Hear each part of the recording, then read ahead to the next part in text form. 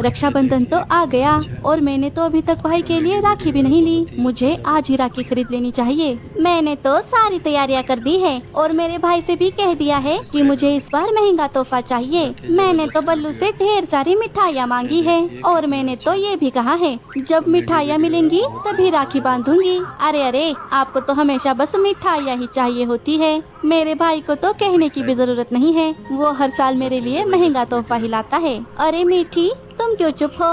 तुमने अपने भाई से क्या मांगा है? अरे ये क्या मांगेगी अपने गरीब भाई से? इसका भाई तो इसे सिर्फ 2 कौड़ी का तोहफा देता है और पता नहीं राखी बंधवाने भी आएगा या नहीं। नहीं गौरी, भैया ने चिट्ठी भेजी है, वो आने वाले हैं। और क्या रक्षाबंधन का मतलब सिर्फ महंगा तोहफा होता है? अरे हम तो भाइयों को राखी इसीलिए बांधते हैं ताकि वो हमारी रक्षा करे, ना कि इसीलिए कि हमें महंगे तोहफे मिले। हाँ, मीठी ने सही कहा। क्यों, समझ नहीं आया? नहीं आएगा, नहीं आएगा। बात थोड़े ऊंचे लेवल की है। बुआ जी के ऐसा कहने पर गौरी को बहुत गुस्सा आता है और वो बिना कुछ कहे वहाँ से चली जाती है। देखा कैसे अकड़ दिखाकर चली गई। घने बादल छा गए हैं, लगता है बारिश होगी। हम सबको अपने घर लौटना चाहिए। हाँ चलो, सभी अपने घोंसलों की ओर लौट गए। अपने आप को क्या समझती है? किसी दिन मौका मिलेगा तो उसे दिखा दूंगी कि गौरी क्या चीज है। अरे क्या हुआ? किसे क्या दिखाना है मुझे भी बताओ। अरे वो बुआ हमेशा मीठी की वकालत करती रहती है और मुझे 4 पंछियों के सामने नीचा दिखाती है। गौरी ने सारी बात लल्लू को बता दी। क्या? लल्लू जी, क्या आप हंस रहे हैं? क्या? ओ, नहीं नहीं, मैं कहाँ हंसा। मैं तो ये कह रहा था कि बुआ जी और मीठी को ऐसा नहीं करना चाहिए। बच गया। शाम हो गई और जंगल में हल्की हल्की बारिश शुरू हो गई। इधर मीठी के घोंसले से पानी टपक रहा था, जिसे देखकर मीठी परेशान हो गई। अरे अब ये घोंसले की छत कैसे टपकने लगी? मुझे घोंसले की मरम्मत कर लेनी चाहिए थी। तभी राजा अपने घर आ गया। अरे मीठी, क्या हुआ? कहाँ खोई हो? अरे आप आ गए? क्या सारी लकड़ियाँ पिघ गई? हाँ, और आते वक्त मैंने बहन के लिए तोहफा भी ले लिया। अच्छा किया। लेकिन तुम परेशान क्यों लग रही हो? अजी देखिए ना, हमारी छत से पानी टपक रहा है। बाहर तो हल्की बारिश हो रही है, फिर भी छत से पानी टपक रहा है। तेज बारिश आएगी तब क्या होगा? अरे बाप रे मीठी, हमें इस बारिश के मौसम में हमारा नया घोंसला बनाना था, लेकिन हम तो हमारे घोंसले की मरम्मत तक नहीं कर पाए। हाँ, अब देखिए ना, कल भैया आने वाले हैं। उन्होंने ये देख लिया तो वो क्या सोचेंगे? एक तो वो कितने दिनों के बाद आ रहे हैं। रुको, मैं जरा छत पर जाकर पत्तों से घोंसले की मरम्मत करता हूँ। ठीक है। राजा छत पर जाकर केलों के पत्तों से घोंसले की छत को ढक देता है, जिससे घोंसले में पानी टपकना बंद हो गया। चलो, फिलहाल के लिए तो पानी टपकना बंद हो गया। हाँ, अब जल्दी से खाना खाकर सो जाइए। आपको भी तो कल अपनी बहन के घर जाना है ना? हाँ, बहन का घोंसला भी बहुत दूर है, मुझे कल सुबह जल्दी निकलना होगा। रात का खाना खाकर सभी सो गए। रात भर बारिश चलती रही, लेकिन केलों के पत्तों की वजह से घोंसले में एक बूंद भी पानी नहीं आया। मीठी, में चलता हूँ। हाँ ठीक है, संभल कर जाइएगा। और हाँ, मैंने वहाँ पर पैसे भी रख दिए हैं, तुम अपने भाई के लिए उससे राखी खरीद लेना। अरे आप भी ना, मेरे पास कुछ पैसे थे, मैं उसी से राखी खरीदने वाली थी। कोई बात नहीं, मैं चलता हूँ। राजा अपनी बहन के घर चला गया।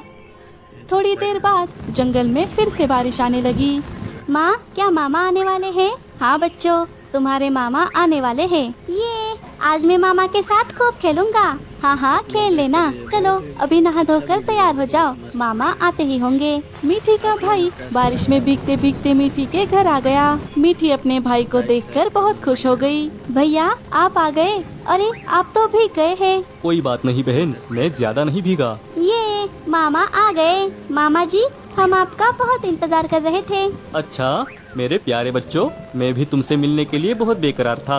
ये देखो बच्चों, तुमने जो मुझे पिछली बार मिठाई लाने के लिए कहा था, वो मैं तुम्हारे लिए ले आया हूँ, जो खास तुम्हारी मामी ने अपने हाथों से बनाया है। अरे वाह, आपका शुक्रिया मामा। अरे भैया, इन सब की क्या जरूरत थी? आप बच्चों की सारी जिद पूरी करते हैं और फिर बच्चे और शैतान हो जाते हैं। अरे बहन, अगर बच्चे अभी जिद नहीं करेंगे तो कब करेंगे? क्या तुम भूल गई? हम भी तो बचपन में हमारे मामा से कितनी जिद करते थे और मामा कैसे हमारी जिद पूरी करते। हाँ भैया, बचपन की बातें कैसे भूल सकती हूँ। आइए पहले मैं आपको राखी बांध देती हूँ। मीठी अपने भाई को राखी बांध देती है। चिंकी और मोनू ने भी रक्षाबंधन मना लिया और जंगल के बाकी पंछियों ने भी अपने अपने भाई को राखी बांध दी। इधर गोरी का भाई भी गोरी के घर आ गया। गोरी, जल्दी से मुझे राखी बांधो, मुझे बहुत काम है, जल्दी जाना है। हाँ हाँ, जरा बैठ तो जाइए साले साहब, आप तो हमेशा घोड़े पर ही सवार रहते हैं। नहीं नहीं जीजा जी, मुझे बैठने तक का वक्त नहीं है, अभी मेरे पीछे बहुत सारे काम बाकी है। हाँ भाई, मैं बांधती हूँ, मिठाई तो खा लीजिए। नहीं नहीं, मुझे मिठाई वगैरह पसंद नहीं, तुम बस मुझे राखी बांधो। गोरी ने अपने भाई को राखी बांध दी। गोरी का भाई गोरी को तोहफे में एक सोने का हार देकर वहाँ से चला जाता है, जिसे देखकर गोरी बहुत खुश हो गई। देखा, मेरे भाई ने मुझे कितना महंगा तोहफा दिया है। क्या फायदा, तुम्हारे हाथ की मिठाई तो उसने खाई ही नहीं, ऊपर से तुम्हें रौब दिखाकर चला गया, वो अलग। रहने दीजिए, मैं ये हार सबको दिखा कर आती हूँ। इधर मीठी का भाई मीठी को तोहफे के रूप में अपने हाथों से बने कंगन दे देता है, जिसे देखकर मीठी को बहुत खुशी हुई। अरे वाह भैया, ये कंगन तो बहुत सुंदर है, क्या आपने अपने हाथों से बनाए हैं? हाँ बहना, तुम्हें ये पसंद आया, इस बात की मुझे बहुत खुशी है। लेकिन कभी कभी लगता है कि अगर मैं बाकियों की तरह ज्यादा पैसे कमाता तो तुम्हारे लिए और मेरे प्यारे भांजों के लिए अच्छे अच्छे तोहफे लाता। लेकिन भैया, ये आप कैसी बातें कर रहे हैं? आप हमारे लिए बहुत कुछ करते हैं। आप हमसे इतना प्यार करते हैं कि हमें किसी तोहफे की जरूरत ही नहीं। आइंदा से ऐसी बातें बिल्कुल मत बोलिएगा। तभी गोरी मीठी के घर आ गई। अरे गोरी, तुम यहाँ आओ आओ। क्यों, तुमने मना लिया रक्षाबंधन?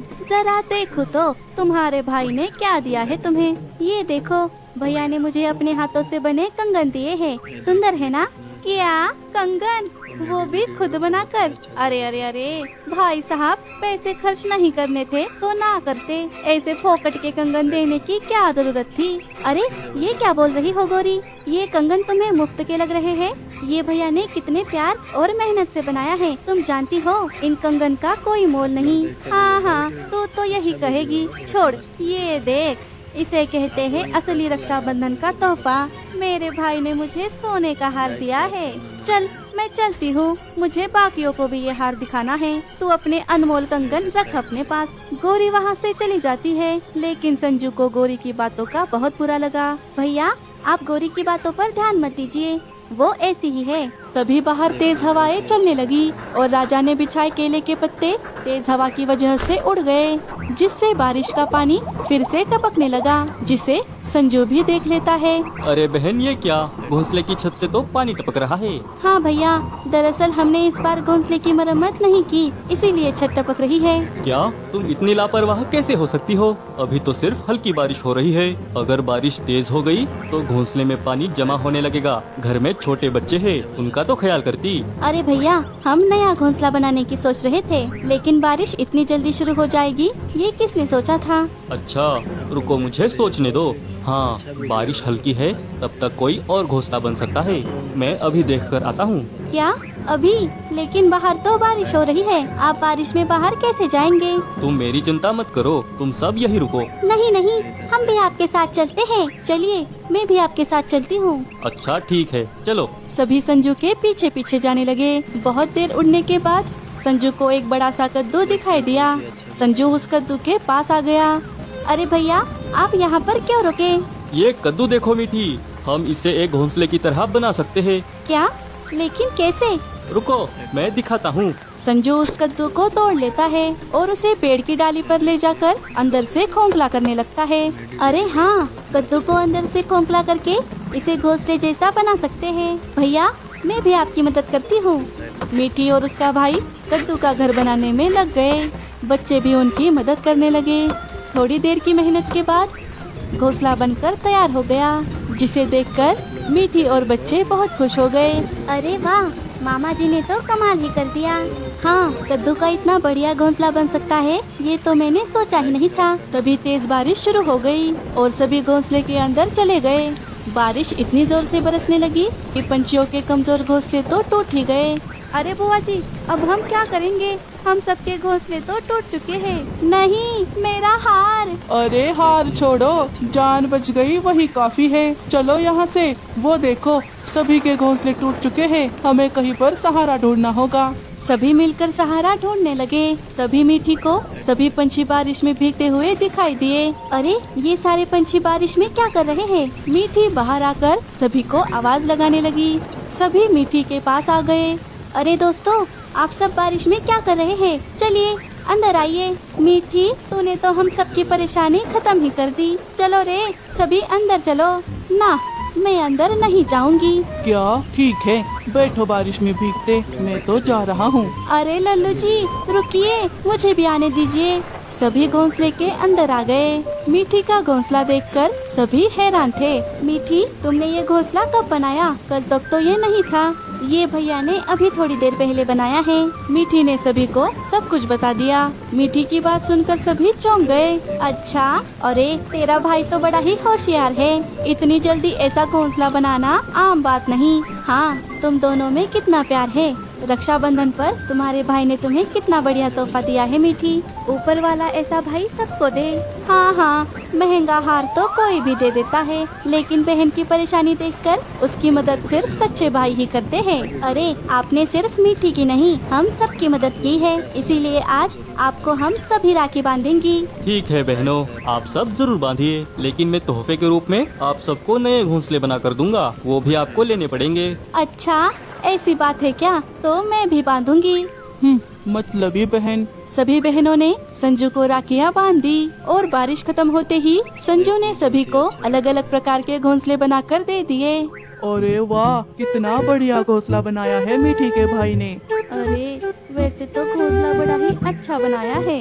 हाय, कितना छोटा घोंसला बनाया है। इतना दिया है वही काफी है। तुम अपनी जुबान ज्यादा मत चलाओ। तभी गोरी को उस फल का कांटा चुभने लगता है। आई, मर गई रे।